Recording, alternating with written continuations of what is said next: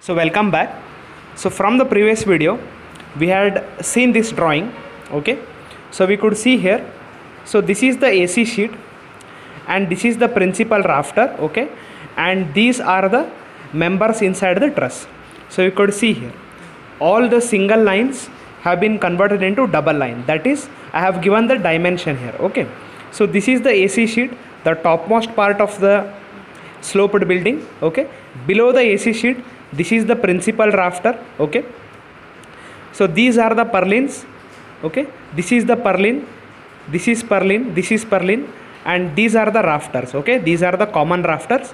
So here at the end, that is here, so this line is called the principal rafter. That is what I have taken as a double line here. Okay, this member is the principal rafter, which is this line here. These lines, these rafters are these rafters here. Okay, and these purlins are these purlins here. Okay, and these double lines are here, these lines here. Okay, so this member is this member here. So this is overall the total structure of the truss. Okay, so how the AC sheet is given here, below the AC sheet principal rafter. Now if at all in the question they haven't mentioned anything about purlin, okay, they haven't mentioned anything about purlin means just draw the AC sheet, below that draw the principal rafter. Okay, below that draw these truss members. Okay, that is it. So then we can go for the member. So here you can see, okay, so this is the AC sheet, this is the principal rafter. Okay, and this member, okay, this middle member, this is called as the king post. Okay, this is called as the king post, and this inclined member, this is called as the strut. Okay, this inclined member is called the strut. Usually in the truss the struts are given as the inclined member. Okay, and struts are compressive members in the truss.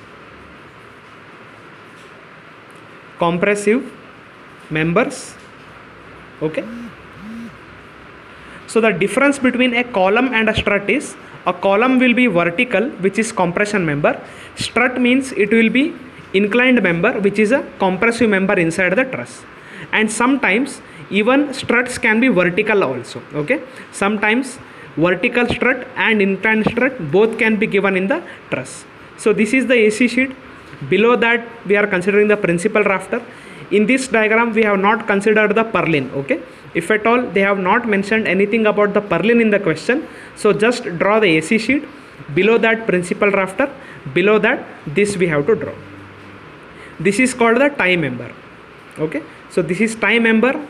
These inclined member and vertical member, these are the struts here. Okay, strictly speaking inclined members are struts, but sometimes even vertical members are given as struts. Okay, so this is AC sheet, this is principal rafter.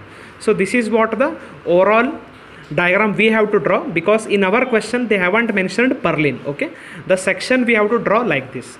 We will see that in the section. So further here you can see the principal rafter, tie member and strut, all these three are given this dimension here, 90 by 90 by 10 mm. So what is this 90 by 90 by 10 mm? We will see here. So see, usually the strut, principal rafter or tie member, it will be like this. Okay, this is the length of the member. It may be a tie member, it may be a strut member, or it may be a principal rafter. We don't know how much length it is. Okay, we are not going to specify the length, but here you can see 90 by 90 by 10 means it is this here. This is 90, sorry, this is 90 vertical and this is 90 mm, and this thickness is 10 mm. Okay, like this if I can draw. Okay, so this is the length. Okay, how much is length we don't know that. It depends upon how much the length of the roof is. Okay, so how much, sorry, not the length of the roof, in the truss how much it will, how much height we can take, it depends upon that. Okay, just make this straight, it will look like this. Okay, just make this member straight, it will look like this. So I am only going to show the section here. So this is 90 mm, this is 90 mm, okay, and this thickness is 10 mm. That is what 90 mm, 90 mm and 10 mm. That is this size here. So further in the next video we will see further more details.